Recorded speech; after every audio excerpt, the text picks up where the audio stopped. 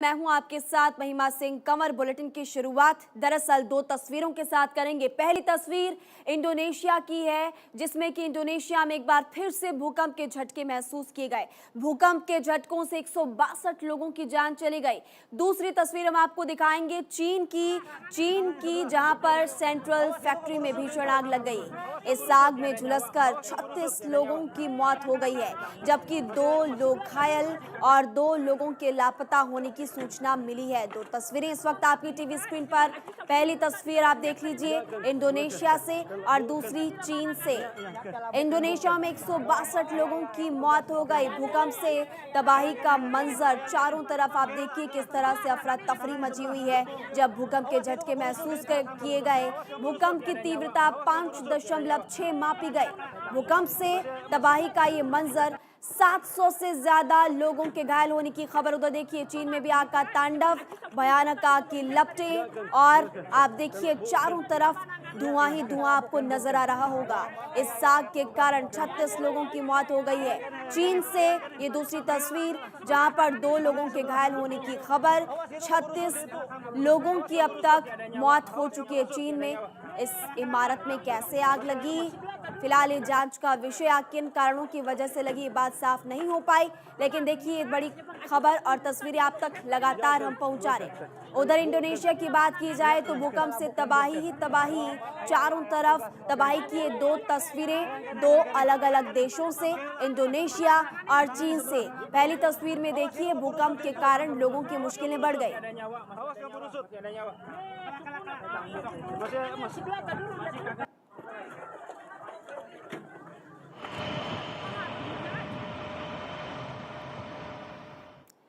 तो तबाही की ये 2 तस्वीरें आपने देखी। इंडोनेशिया में आए भूकंप की तीव्रता 5.6 मापी गई। भूकंप आने के बाद 25 झटके और दर्ज किए गए।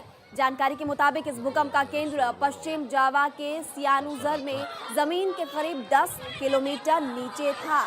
इसमें अब तक 162 लोगों की मौत की सूचना मिली है। इसके अलावा सैकड़ों लोगों के घायल होने की खबर। देखिए आंकड़ा जो अब तक निकलकर सामने आया, 700 से ज्यादा। आप देखिए छोटे छोटे बच्चे वहां पर रोते हुए नजर आ रहे हैं। भूकंप से 25 बार धरती इंडोनेशिया में हिली, लोगों के मकान तबाह हो चुके हैं। बचाव दल की टीम मौके पर पहुंची, लेकिन किसी का घर पूरी तरह से तबाह हो चुका है, तो किसी के माँ बाप नहीं रहे।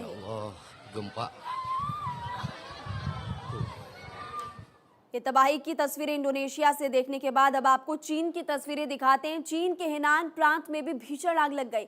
आग में झुलसकर 36 लोगों की मौत हो गई है। सेंट्रल चाइना फैक्ट्री में आग लगी। ये देखिए 2 लोग इस आग में झुलसकर घायल हो गए और 2 लोग अभी भी लापता। ये हेनान प्रांत में भीषण आग लगी है। आग की इन भयंकर लपटों को आप देखिए, जिसमें कि झुलसकर कई लोगों की जान चली गई और कई लोगों के घायल होने की खबर। 2 लोग अब भी लापता है, जिनकी तलाश में पुलिस वहां पर जुटी हुई है, बचाव दल वहां पर जुटा हुआ है, जो लोग लापता। लेकिन आग में झुलसकर 36 लोगों की मौत हो गई। आग किन कारणों की वजह से लगी, कैसे आग लगी, ये जांच का विषय है। लेकिन इसी बीच देखिए इस आग के कारण हेनान प्रांत में जब ये आग लगी तो 36 लोगों की आग में झुलसकर जान चली गई।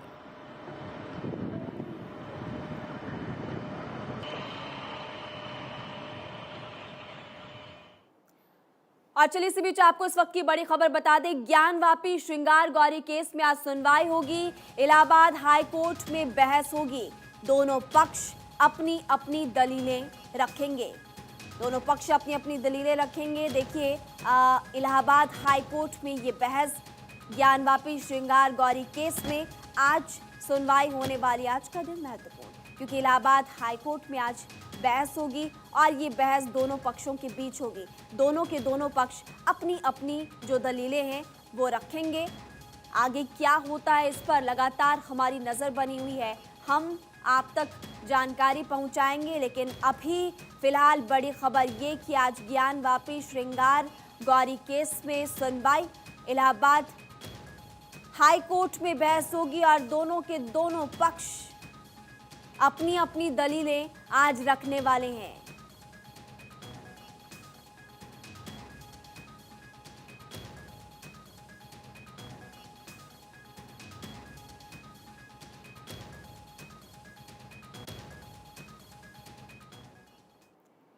और अगली बड़ी खबर दिल्ली से जुड़ी हुई। श्रद्धा हत्याकांड की सीबीआई जांच की मांग को लेकर दिल्ली हाईकोर्ट में याचिका दाखिल की गई है। हाईकोर्ट के चीफ जस्टिस और जस्टिस सुब्रमण्यम की बेंच आज इस याचिका पर सुनवाई करेगी। उधर श्रद्धा वॉकर के अवशेषों को खोज रही दिल्ली पुलिस ने एक मानव जबड़ा बरामद कर लिया।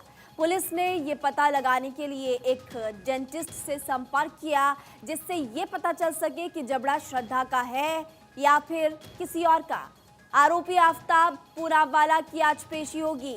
दिल्ली की साकेत कोर्ट में दोपहर 2 बजे के बाद वीडियो कॉन्फ्रेंसिंग के जरिए पेशी हो सकती है। साथ ही आफ्ताब का पॉलीग्राफ टेस्ट भी किया जाएगा। हालांकि कोर्ट ने अभी आफ्ताब के पॉलीग्राफ टेस्ट को मंजूरी नहीं दी, क्योंकि इस टेस्ट के लिए आरोपी की सहमति जरूरी होती है। श्रद्धा हत्याकांड की सीबीआई जांच के लिए याचिका दायर की गई है।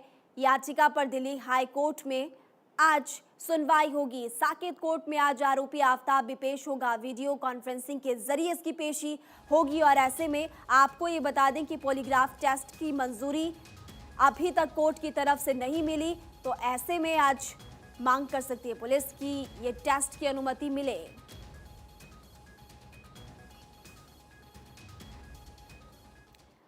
और बीपीएससी पेपर लीक मामले के मास्टरमाइंड आनंद गौरव उर्फ पिंटू यादव के घर की कुर्की जब्ती की गई है।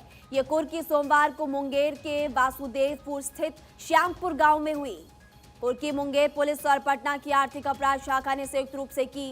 कुर्की जब्ती कार्रवाई के दौरान वहां पर ग्रामीणों की भीड़ भी लग गई। देखिए ये तस्वीरें आपको हम फिलहाल दिखा रहे हैं। आरोपी गौरव के घर की कुर्की हुई। बीपीएससी पेपर लीक मामले में ये कार्रवाई आरोपी गौरव के घर की कुर्की हुई है। मुंगेर के श्यामपुर गांव में बड़ी कार्रवाई पुलिस की तरफ से की गई। देखिए कार्रवाई के दौरान ग्रामीणों की भीड़ लग गई। आसपास के जो लोग थे वहां पर वो भी पहुंचे और जब कुर्की जब्ती कार्रवाई हो रही थी तो उस दौरान ग्रामीण वहां पर पहुंचे। ग्रामीणों की भीड़ लग गई। ये बड़ी खबर बीपीएससी पेपर लीक मामले से जुड़ी हुई हमने आपको बताई।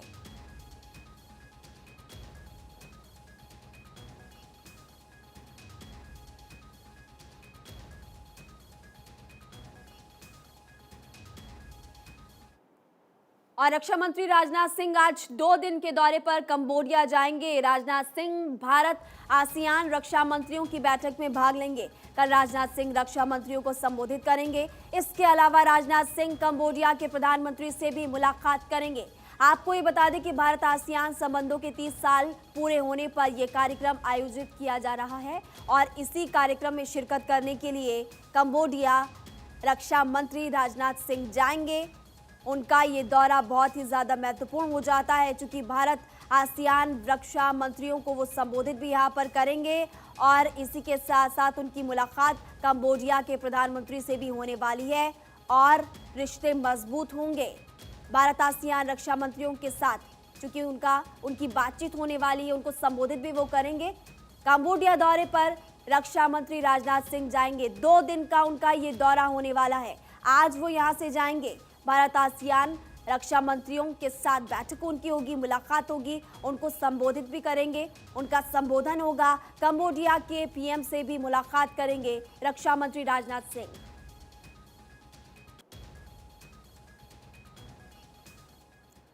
और आज केंद्र सरकार के रोजगार मेले का दूसरा चरण आयोजित किया जाएगा। इसमें प्रधानमंत्री मोदी वीडियो कॉन्फ्रेंसिंग के जरिए 71,000 लोगों को नियुक्ति पत्र बांटेंगे। पीएम मोदी कर्मयोगी प्रारंभ मॉड्यूल की भी शुरुआत करेंगे, जो कि सभी नवनियुक्त लोगों के लिए एक ऑनलाइन ओरिएंटेशन कोर्स होगा। ये भी आपको बता दें, ये रोजगार मेला देश के 45 शहरों में आयोजित हो रहा है। इससे पहले 22 अक्टूबर को धनतेरस के दिन रोजगार मेला आयोजित किया गया था, जिसमें प्रधानमंत्री मोदी ने 75,000 लोगों को नियुक्ति पत्र बांटे थे। इस मेले का लक्ष्य 10 लाख लोगों को रोजगार देने का है। तो वीडियो कॉन्फ्रेंसिंग के जरिए 45 शहर इस रोजगार मेले के साथ जुड़ेंगे। इसमें प्रधानमंत्री 71,000, देखिए अब 45 शहरों में रोजगार मेला होगा। कहां पर कौन कौन से शहर वीडियो कॉन्फ्रेंसिंग के जरिए जुड़ेंगे, इसकी जानकारी हमने आप तक पहुंचाई। 45 शहरों में रोजगार मेला, पोर्ट ब्लेयर, विशाखापट्टनम, ईटानगर, गुवाहाटी, पटना, चंडीगढ़, रायपुर, नई दिल्ली, पणजी, गुरुग्राम भी होगा, सोनीपत, पंचकुला, ये हरियाणा के कुछ जिले, श्रीनगर, उधमपुर, जम्मू, रांची, हजारीबाग, बेंगलुरु, तिरुवनंतपुरम, लेह, भोपाल, ग्वालियर, इंदौर, पुणे भी है। तो ये देखिए तमाम वो शहर जो कि इसमें शामिल होंगे।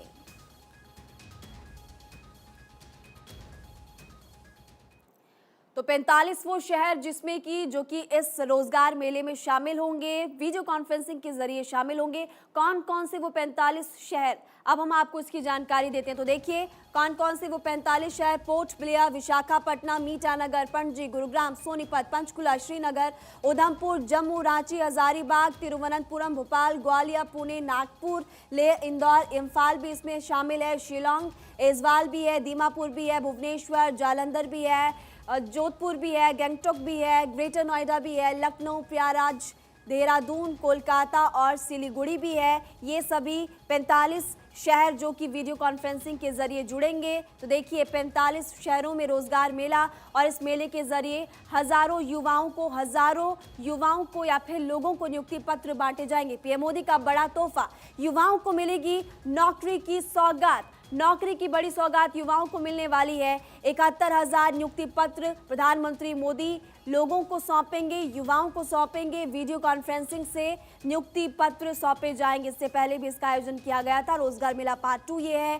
केंद्रीय मंत्रियों की मौजूदगी में सौंपे जाएंगे। 45 शहर में एक साथ लगेगा रोजगार मेला।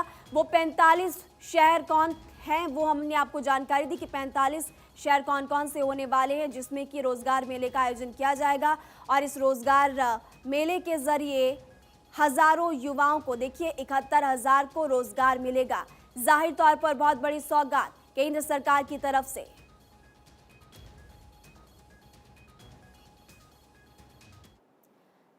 अगली बड़ी खबर, गुजरात विधानसभा चुनाव को लेकर बीजेपी के कारपेट बॉम्बिंग प्लान का आज दूसरा चरण। इस पार्ट 2 में बीजेपी के केंद्रीय नेता आज एक ही दिन में कुल 93 विधानसभा सीटों पर प्रचार करेंगे। तो देखिए सभी सीटों पर दूसरे चरण में मतदान होना है।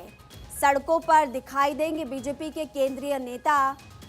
बीजेपी का कारपेट बॉम्बिंग पार्ट 2, सड़कों पर प्रचार करते हुए नजर आएंगे। केंद्र से बड़े बड़े नेता गए हैं गुजरात दौरे पर, या फिर यूं कहें कि मिशन गुजरात पर बीजेपी।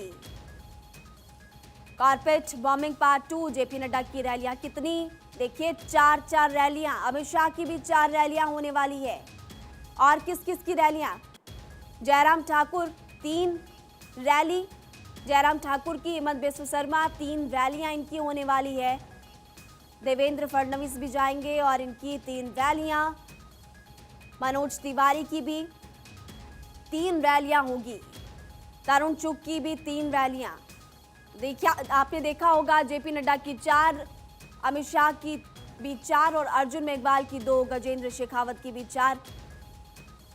तो कारपेट बॉम्बिंग पार्ट 2 में आज रैलियों का फिर रेला लगने वाला है, क्योंकि देखिए केंद्र से बड़े बड़े नेता गुजरात पहुंचे हैं और रैलियां यहां पर होगी। विनोद तावड़े की 4 रैलियां होंगी, कैलाश चौधरी की 2 रैलियां होने वाली है।